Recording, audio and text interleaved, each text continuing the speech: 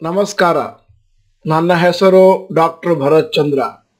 ಇವತ್ತಿನ ವಿಡಿಯೋ ಅತಿ ಶೀಘ್ರದಲ್ಲಿ ತ್ರೈಮಾಸಿಕ ಮತ್ತು ಡಿವಿಡೆಂಡ್ ಬರುತ್ತಿರುವ ಕಂಪನಿಗಳು. ಈ ಕಂಪನಿಗಳು ನಿಮ್ಮ ಹತ್ರ ಏನಾದರೂ ಇದ್ರೆ ಈ ಸಮಯದಲ್ಲಿ ಸ್ವಲ್ಪ ಇದನ್ನು ನೋಡಿಕೊಂಡು ಹುಷಾರಾಗಿ ನೋಡಿಕೊಂಡ್ರೆ ನಿಮಗೆ ಡಿವಿಡೆಂಡ್ ಬರ್ತಾ ಇರೋದು ಗೊತ್ತಾಗುತ್ತೆ, ಷೇರುಗಳು ಮೇಲಕ್ಕೆ ಹೋಗುವುದು ಕೂಡ ಗೊತ್ತಾಗುತ್ತೆ. ಕೆಲವು ಕಂಪನಿಗಳು ಡಿವಿಡೆಂಡಿನ ಡೇಟ್ ಅನ್ನು ಡಿಕ್ಲೇರ್ ಮಾಡಿದ್ದಾರೆ, ಅದರ ರೇಟ್ ಅನ್ನು ಇನ್ನೂ ಡಿಕ್ಲೇರ್ ಮಾಡಿಲ್ಲ. ಈಗ ಫೆಬ್ರವರಿ 2022ರಲ್ಲಿ ಡಿವಿಡೆಂಡ್ ಬರ್ತಾ ಇರುವಂತಹ ಕಂಪನಿಗಳ ಪಟ್ಟಿ ಮತ್ತು ಡಿವಿಡೆಂಡ್ ಪರ್ಸೆಂಟೇಜ್ ಕೂಡ ಹಾಕಿದ್ದೇನೆ. ಮ್ಯಾರಿಕೋ 7ನೇ ತಾರೀಕು ಫೆಬ್ರವರಿ 2022 ಡಿವಿಡೆಂಡ್ ಒಂದು ಷೇರಿಗೆ ₹6.25. ಎಕ್ಸೈಡ್ ಇಂಡಸ್ಟ್ರೀಸ್ 8ನೇ ತಾರೀಕು ಫೆಬ್ರವರಿ ₹2. ಪ್ರಾಕ್ಟರ್ ಅಂಡ್ ಗ್ಯಾಂಬಲ್ 9ನೇ ತಾರೀಕು 95. ಭಾರತ್ ಎಲೆಕ್ಟ್ರಾನಿಕ್ಸ್ 10ನೇ ತಾರೀಕು ಫೆಬ್ರವರಿ ₹1.50. ಸನ್ ಫಾರ್ಮಾ ಆರ್ತಿ ಡ್ರಗ್ಸ್ ಎರಡೂ ಕೂಡ 10ನೇ ತಾರೀಕು ಫೆಬ್ರವರಿ ₹7 ಮತ್ತು ₹1 ತಲಾ. ಜಿಲೆಟ್ ಇಂಡಿಯಾ 10ನೇ ತಾರೀಕು, ಐಒಸಿ 10ನೇ ತಾರೀಕು, ವಿಆರ್ಎಲ್ ಲಾಜಿಸ್ಟಿಕ್ಸ್ 11ನೇ ತಾರೀಕು, ಬಿಪಿಸಿಎಲ್ 11ನೇ ತಾರೀಕು, TTK Prestige 12, Shri cement 12.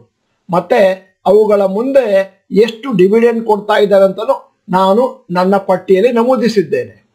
CAMS, Page Industries, HAL, MRF 4 ಕಂಪನಿಗಳ ಡಿವಿಡೆಂಡ್ ರೆಕಾರ್ಡ್ ಡೇಟ್ 18ನೇ ತಾರೀಕು ಫೆಬ್ರವರಿ ಮತ್ತೆ ಡಿವಿಡೆಂಡ್ ಪರ್ ಶೇರ್ ಇನ್ನೂ ಅನೌನ್ಸ್ ಮಾಡಿಲ್ಲ.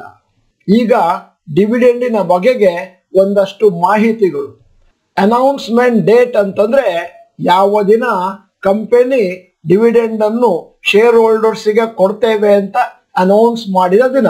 ರೆಕಾರ್ಡ್ ಡೇಟ್ ಅಂತಂದ್ರೆ ಯಾವ ದಿನ ಶೇರ್ ಹೋಲ್ಡರ್ಸ್ ಹತ್ರ ಈ ಷೇರುಗಳು ಅವರ ಹೋಲ್ಡಿಂಗ್ ನಲ್ಲಿ ಇದ್ರೆ ಮಾತ್ರ ಎಲಿಜಿಬಲ್ ಟು ರಿಸೀವ್ ಡಿವಿಡೆಂಡ್ ಅಂತ ಅರ್ಥ. ಮತ್ತೆ ಡಿವಿಡೆಂಡ್ ಪೇಯಿಂಗ್ ಡೇಟ್, ಈ ಡೇಟ್ ನಲ್ಲಿ ಶೇರ್ ಹೋಲ್ಡರ್ಸ್ಗೆ ಡಿವಿಡೆಂಡ್ ಅವರ ಬ್ಯಾಂಕ್ ಅಕೌಂಟ್ಗೆ ಡೈರೆಕ್ಟ್ ಆಗಿ ಬರುತ್ತೆ.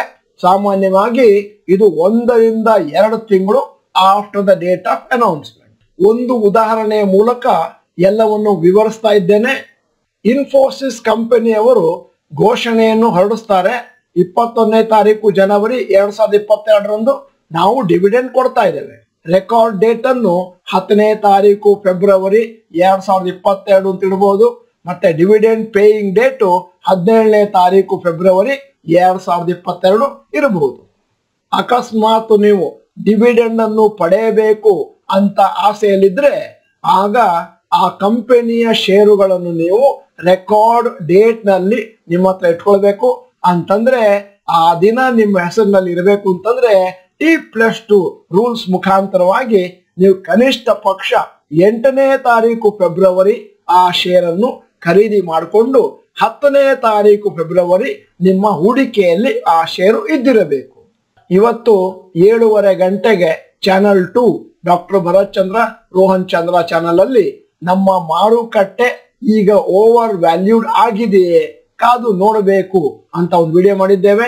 ಎಲ್ಲಾ ಡಾಕ್ಟರ್ ಭರತ್ ಚಂದ್ರ ಗ್ರಾಜುಯೇಟ್ಸ್ ತಪ್ಪದೆ ನೋಡಿ.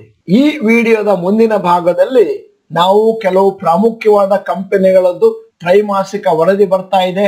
ಇನ್ನೇನು 1 ವಾರ 2 ವಾರ ಅದರ ಪಟ್ಟಿಯನ್ನು ಕೊಟ್ಟಿದ್ದೇವೆ. ಆಮೇಲೆ ಆ ತ್ರೈಮಾಸಿಕ ವರದಿ ಬಂದ್ಮೇಲೆ ಆ ವರದಿ ಹೇಗಿದೆ ಅಂತ ಅರ್ಥ ಮಾಡ್ಕೊಂಡ್ಬಿಟ್ಟು ನೀವು ಹಣವನ್ನು ಹಾಕುವುದನ್ನು ಮುಂದುವರಿಸಬೇಕೋ ಬೇಡವೋ ಅಂತ ನಿಮ್ಮ ನಿರ್ಧಾರವನ್ನು ಕೈಗೊಳ್ಳಬಹುದು.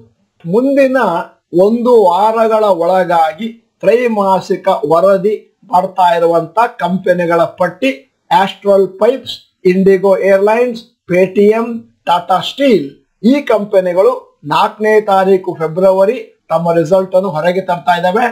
SBI 5ನೇ ತಾರೀಕು, ಪಾಲಿಸಿ ಬಜಾರ್ 7ನೇ ತಾರೀಕು, Bata, Airtel, Godrej consumer products, IRCTC ಇವುಗಳು 8ನೇ ತಾರೀಕು ಫೆಬ್ರವರಿ, ಟಾಟಾ ಪವರ್ 9ನೇ ತಾರೀಕು ಮತ್ತು ಕ್ಯಾಮ್ಸ್ 10ನೇ ತಾರೀಕು ಫೆಬ್ರವರಿ ತಮ್ಮ ರಿಸಲ್ಟ್ ಅನ್ನು ಹೊರಗೆ ತರ್ತಾ ಇದ್ದಾವೆ.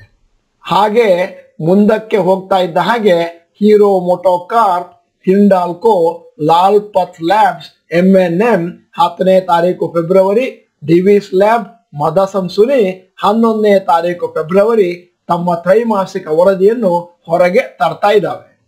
ಈಗ ಕೊನೆಯಲ್ಲಿ ನಿಮ್ಮ ಜನರಲ್ ನಾಲೆಜ್ಗಾಗಿ ಒಂದು ಪ್ರಶ್ನೆ.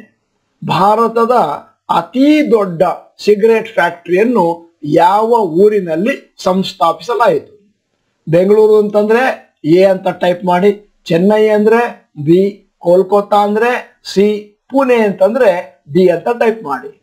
ನೀವು ಡಾಕ್ಟರ್ ಭರತ್ ಚಂದ್ರ ಚಾನೆಲ್ ಮೆಂಬರ್ ಅಲ್ಲದಿದ್ರೆ ಇದೀಗ ಸಮಯ, ಸಬ್ಸ್ಕ್ರಿಪ್ಷನ್ ಬಟನ್, ಬೆಲ್ ಐಕಾನ್ ಒತ್ತಿ. ಪ್ರತಿದಿನ 400ರಿಂದ 600 ಜನ ಹೊಸದಾಗಿ ಸೇರ್ತಾ ಇದ್ದಾರೆ. ಫಾಸ್ಟ್ ಆಗಿ ಡೆವಲಪ್ ಆಗ್ತಾ ಇರುವಂತ ಚಾನಲ್ ನಮ್ಮದು. ಇದು ನಿಮಗಾಗಿ ಮಾಡ್ತಾ ಇರುವಂತಹದ್ದು. ಮತ್ತೆ ವಿಡಿಯೋ ಚೆನ್ನಾಗಿದೆ ಅಂತಂದ್ರೆ ಲೈಕ್ ಬಟನ್ ಒತ್ತಿದ್ರೆ ನಮ್ಮ ಕೆಲಸವನ್ನು ನೀವು ಪ್ರೋತ್ಸಾಹ ಮಾಡಿದ ಹಾಗೆ. ಮತ್ತೆ ಈ ವಿಡಿಯೋನ ಎಲ್ಲಾ ಕನ್ನಡಿಗರಿಗೂ ಕಳಿಸ್ಕೊಡ್ತೇನೆ ಅಂತಂದ್ರೆ ಅದು ನಮಗೆ ಮಾಡ್ತಾ ಇರುವ ಅತಿ ದೊಡ್ಡ ಪ್ರೋತ್ಸಾಹ ಅಂತ ನಾವು ತಿಳ್ಕೊತೇವೆ. ಈ ವಿಡಿಯೋನ ಸಂಪೂರ್ಣವಾಗಿ ನೋಡಿದ್ದಕ್ಕೆ ಧನ್ಯವಾದಗಳು. ನಮಸ್ಕಾರ.